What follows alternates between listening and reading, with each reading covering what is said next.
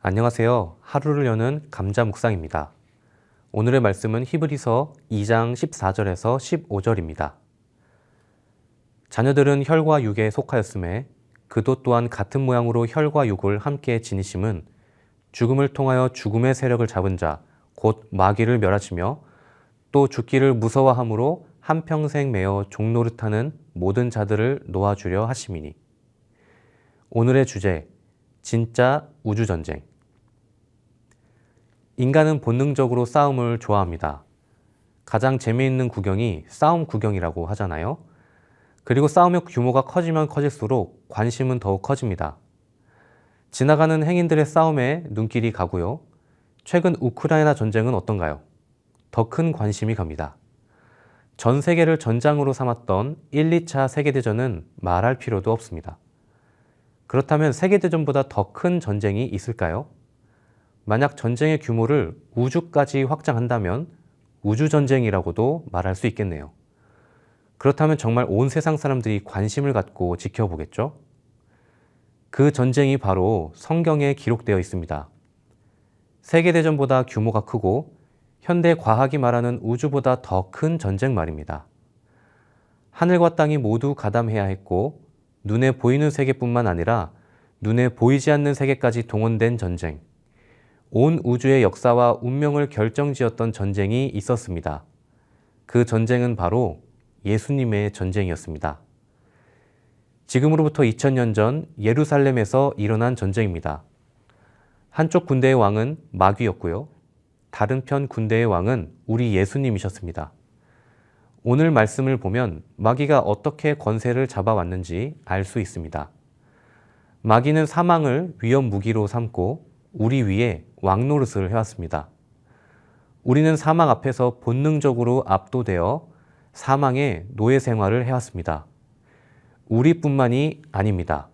로마서 8장에 보면 세상 모든 피조물도 썩어짐의 종이 된다고 말하는데요. 지금 마귀가 죄와 사망을 무기 삼아서 이 온 우주를 볼모로 잡아 권세를 부리고 있는 겁니다.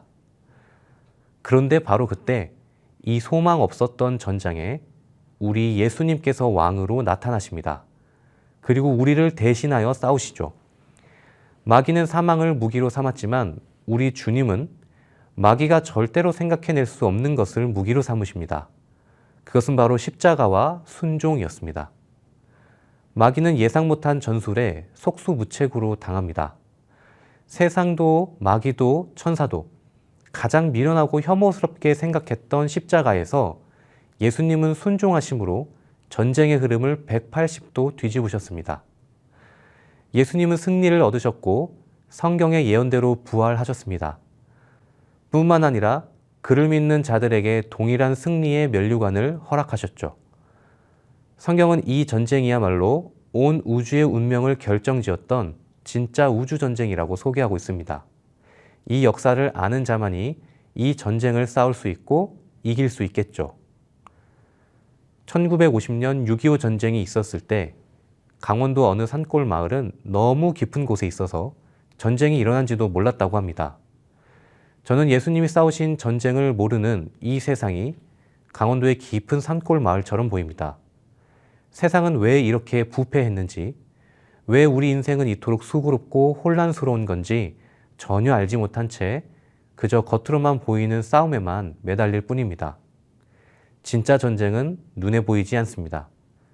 이런 세상을 향해 오늘 우리가 이 예수님의 전쟁을 알려주면 좋겠습니다. 주님께서 이 세상을 십자가로 이기셨으니 우리도 이 전쟁에 참여하자고 말입니다. 오늘 하루 이 세상에 감추어진 진실을 폭로하는 하나님 나라의 참전 기자가 되시기를 주님의 이름으로 축복합니다. 예수님의 전쟁에 동참하는 기도. 죄의 노예 신분으로 소망 없는 전쟁을 해왔던 우리에게 예수님을 주신 하나님 감사합니다.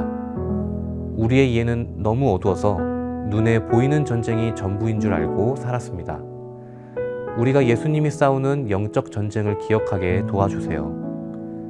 세상은 알지 못하는 싸움을 할 때 우리는 아는 싸움을 하게 하셔서 눈에 보이는 것 너머에 근원적인 전쟁을 싸우게 해주세요. 그래서 세상이 자기 힘과 능력으로 싸울 때 마귀가 죄와 사망으로 우리를 위협할 때 우리는 예수님께서 십자가에서 얻으신 승리와 부활을 통해 얻으신 생명을 세상 앞에 당당히 제시하며 담대하게 세상을 이겨낼 수 있도록 도와주세요. 예수님의 이름으로 기도합니다.